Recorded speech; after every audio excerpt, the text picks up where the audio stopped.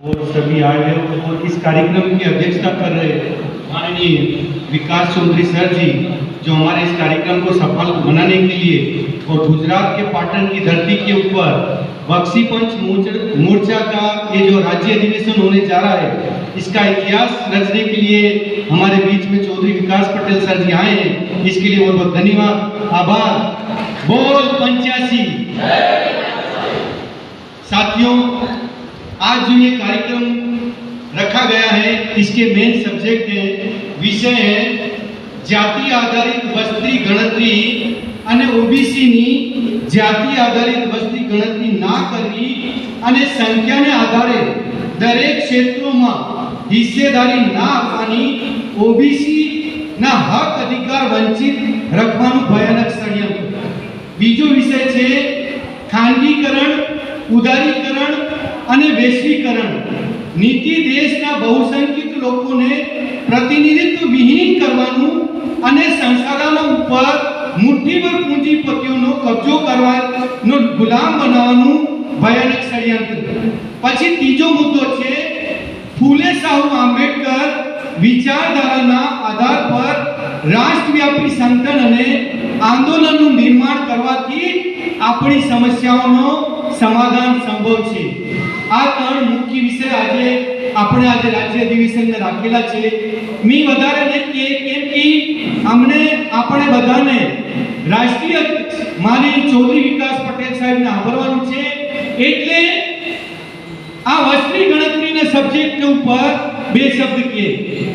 साथियों, देश के अंदर हमने देखा कि हमारे देश के प्रधानमंत्री जानवरों की गिनती करते हैं और देश के अंदर चीतों की संख्या कम हुई तो उन्होंने विदेश से चीतों को बुलाया गया और हमारे देश के अंदर चीतों की भर्ती की गई, उनकी संख्या की पूर्ति की गई और जानवरों को गिनकर उन्होंने बताया कि देश के अंदर जानवर कम है, तो उन जानवरों की पूर्ति उन्होंने की।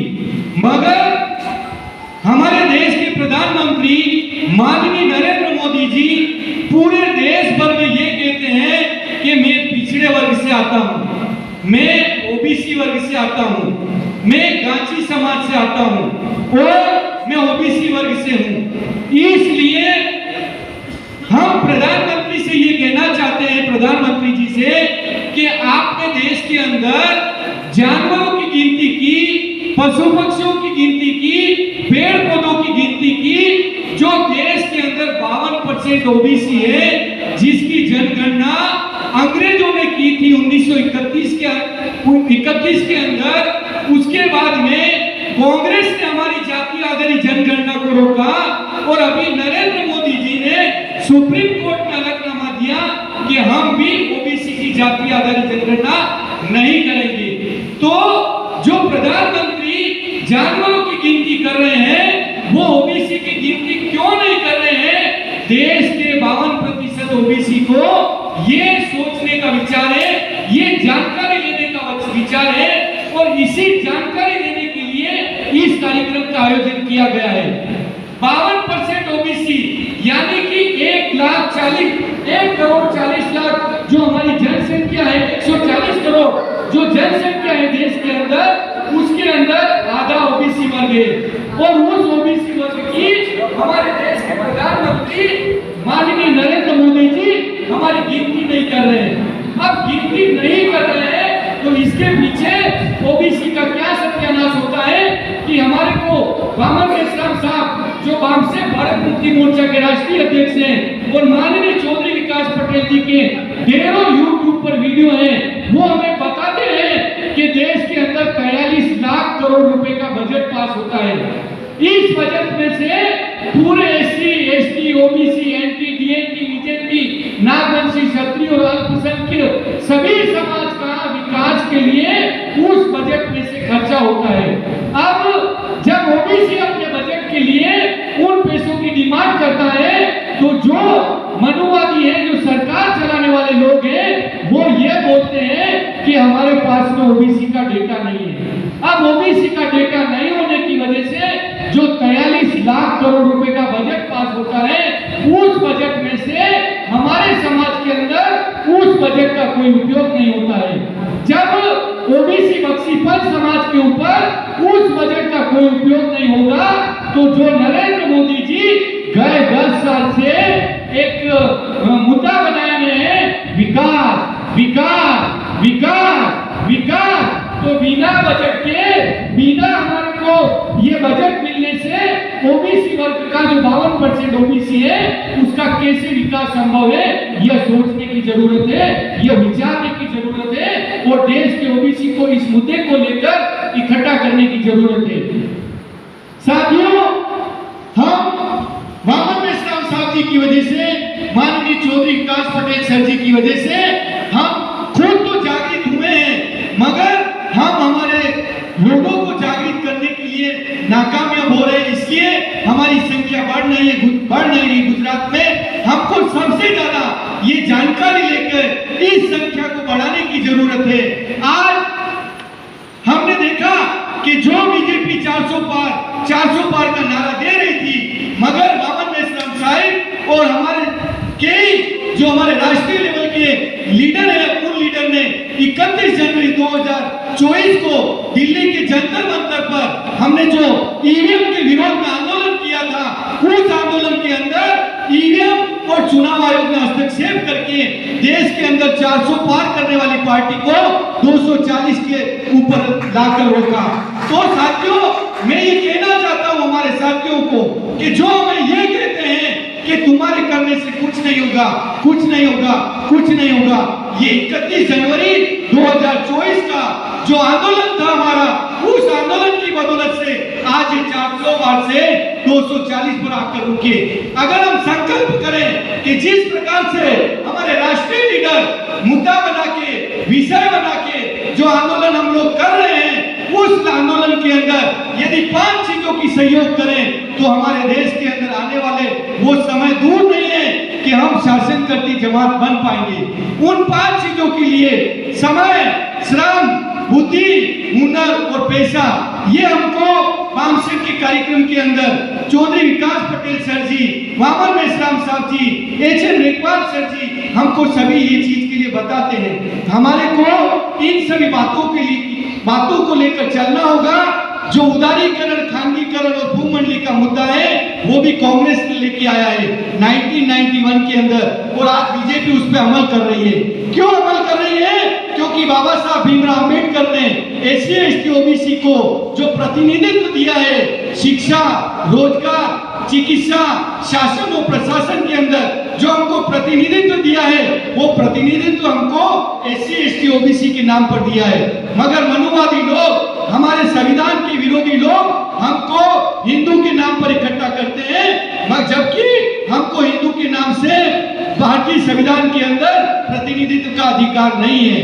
ये सारी बातों को जानकारी लेके हमको हमारे क्षेत्र में काम करना चाहिए। आप सभी लोगों ने मेरी बात को ध्यानपूर्वक सुना, इसके लिए धन्यवाद, आभार। जय भीम, जय मूल निवासी साथियों। धन्यवाद रणवीर जांगीर साहब।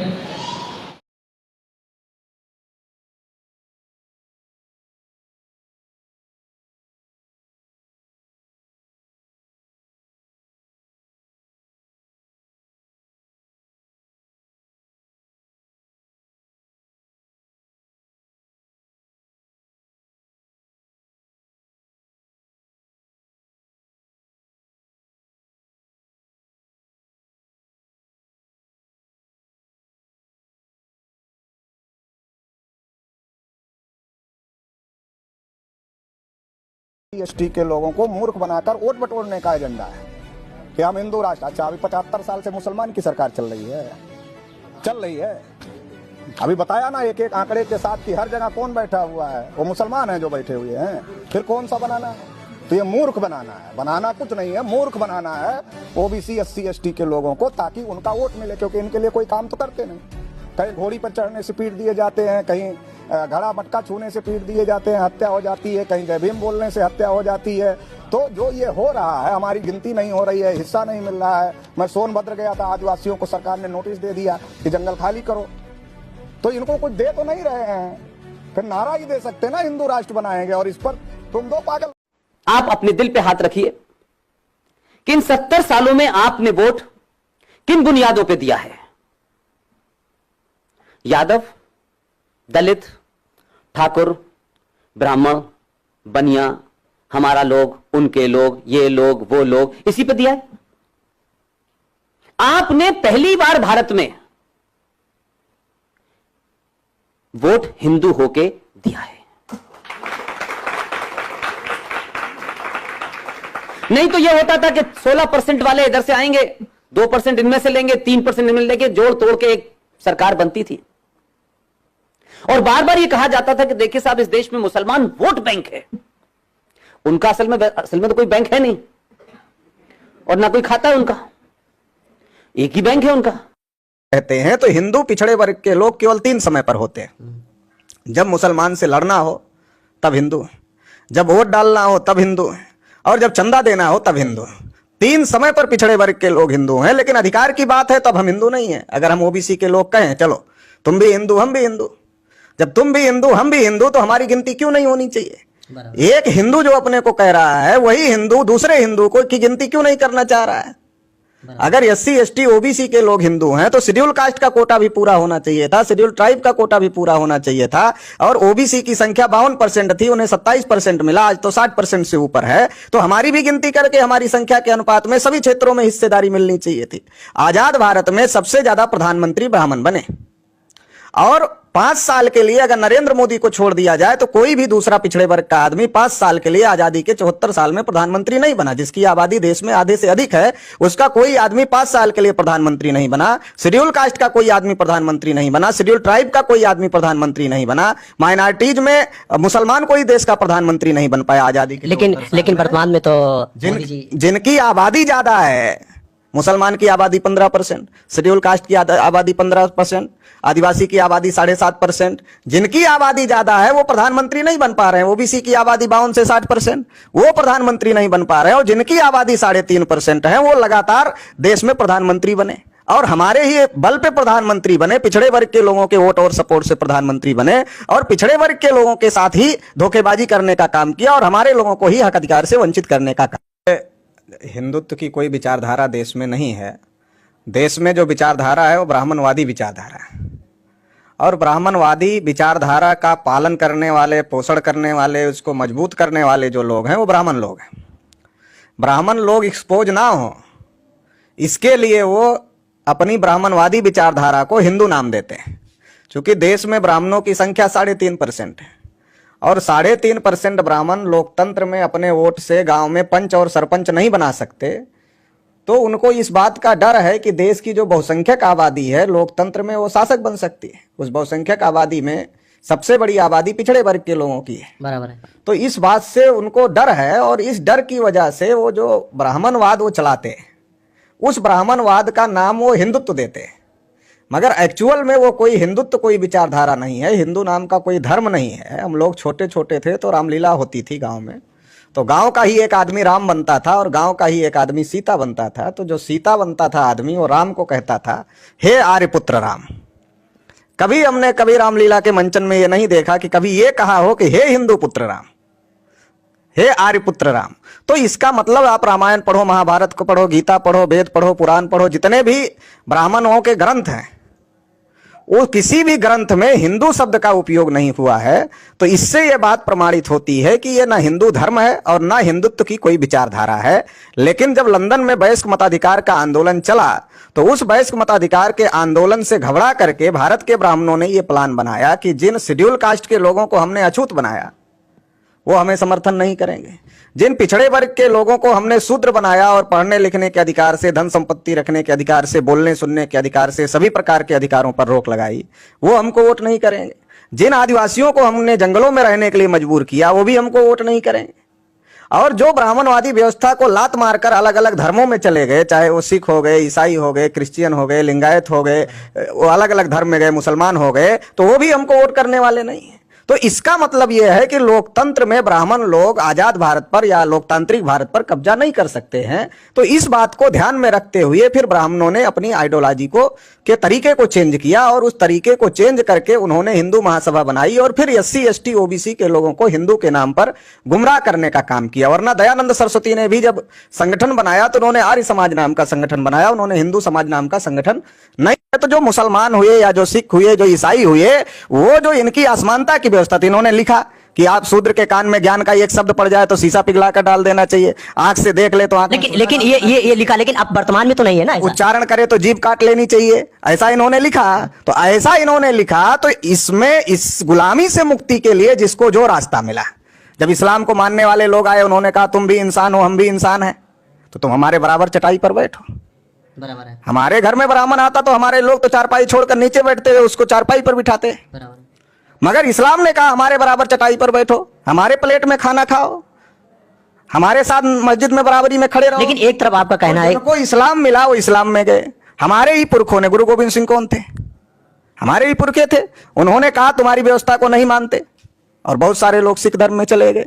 लिंगायत कौन है दक्षिण भारत में? वो पिछड़े वर्ग के लोगों ने लिंगायत धर्म स्थापित किया।